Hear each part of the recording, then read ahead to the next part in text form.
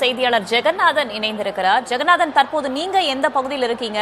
அங்க இருக்கக்கூடிய கூட்ட நெரிசல் தற்போது சற்றேனும் தணிந்திருக்கிறதா? காவல்துறைகள் என்னென்ன மாதிரியான நடவடிக்கைகளை ஈடுபட்டு வராங்க?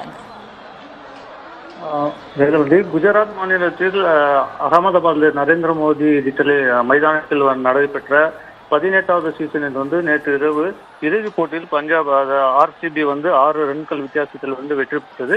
இதைத் தொடர்ந்து கர்நாடகா மாநிலத்தில் பல்வேறு மாவட்டத்தில் கொண்டாட்டங்கள் நடைபெற்று வருகிறது. அதன் தொடர்ச்சியாக இன்று வெற்றி பெற்ற வீரர்களை வரவேற்கும் நிகழ்ச்சியும் கொண்டாட்டங்கள் பெங்களூரில் மிக சிறப்பாக ஏற்பாடு செய்யப்படுகிறது. இதில் கூட லட்சக்கணக்கான மக்கள் ரசிகர்கள் கலந்து கொண்டுள்ளார்.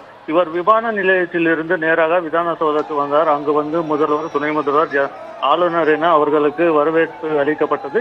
இதைத் தொடர்ந்து 6 மணி அளவில் சின்னசாமி ஸ்டேடியமில் கொண்டாட்டங்கள், அதாவது இவர்கள் ரசிகர்கள் அதன் மத்தியில் கொண்டாட்டங்கள் ஏற்பாடு செய்யப்பட்டிருந்தது. இதற்காக அந்த ஸ்டேடியம் மைதானத்தை சுற்றி லட்சக்கணக்கான ரசிகர்கள் குவிந்து வந்தனர். அப்போது குவிந்து வந்த நிலையில் சின்னசாமி ஸ்டேடியம் மைதானம் அருகில் 16வது கேட் அருகில் ரசிகர்கள் கூட்டம் அதிக அளவில் இருந்து கட்டுக்கடங்காத அதிக அளவில் கூட்டம் இருந்தது. அப்போது அவர்கள் கேட்டை ஓபன் செய்வதற்கு முன்பே உள்ளே நுழைய ஒருவர் மீது ஒருவர் ஏறி உள்ளே செல்ல முயன்றனர். அப்போது அந்த பகுதியில் கூட்ட நெரிசலில் சிக்கி சம்பவ இடத்தில் 2 பேர் உயிரிழந்தார்.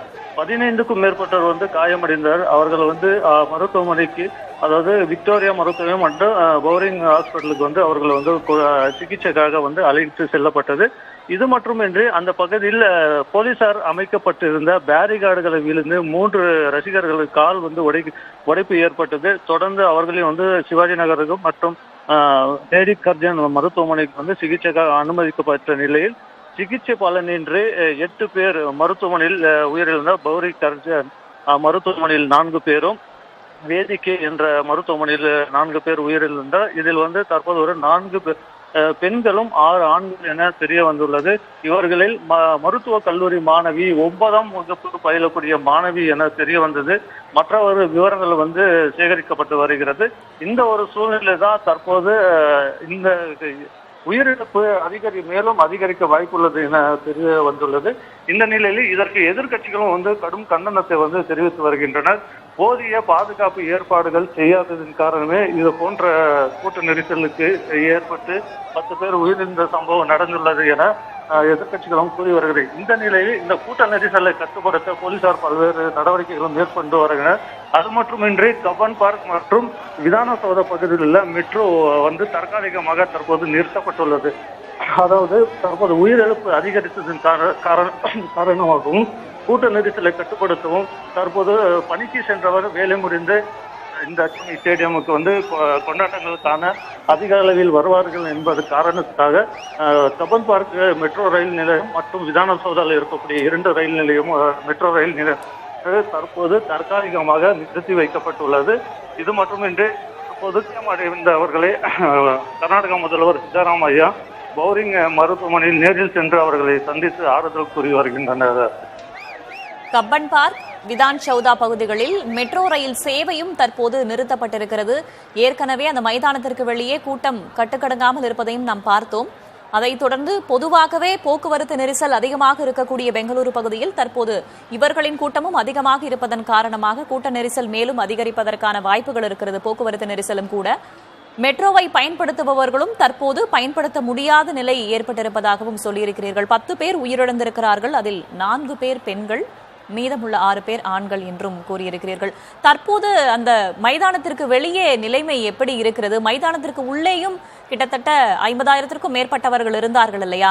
அவர்களை பத்திரமாக பாதுகாப்பாக வெளியேற்றுவதற்கான நடவடிக்கைகள் தற்போது எந்த அளவில் இருக்கு ஜெகநாத்?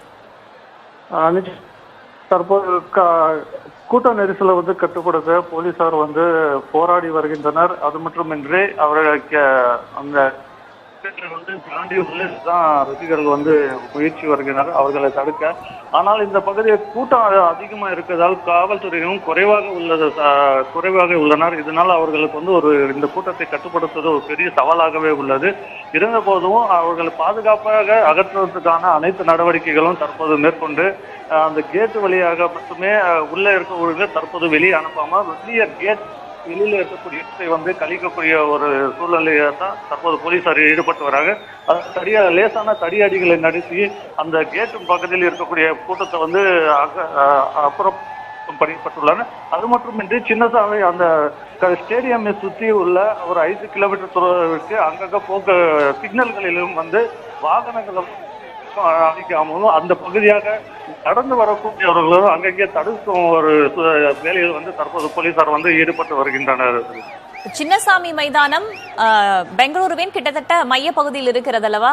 அங்கிருந்து அருகே இருக்கக்கூடிய பகுதிகளுக்கோ அல்லது பேருந்து பிடிக்க வேண்டும் என்றாலோ அல்லது ரயில் பிடிக்க வேண்டும் என்றாலோ அங்கிருந்து எவ்வளவு தொலைவிற்கு செல்ல வேண்டும்? அங்கிருந்து இலகுவாக அத்தனை லட்சம் மக்களும் வெளியேறுவதற்கான சூழல் இருக்கிறதா ஜெகநாத்?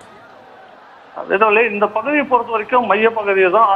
இது MG road, Punji road, figure road என்ற அது மட்டும் கண்டிரோ ஸ்டேடியம் இருக்கு, அதோட கப்பன் பார்க் இருக்கு, விதான சௌதா அனைத்துமே வந்து ஒரு மைய பகுதி சுற்றியுமே ஏராளமான ஒரு அரசு அலுவலகங்கள் இருக்கக்கூடிய ஒரு முக்கிய பகுதியாகவே இருக்கு.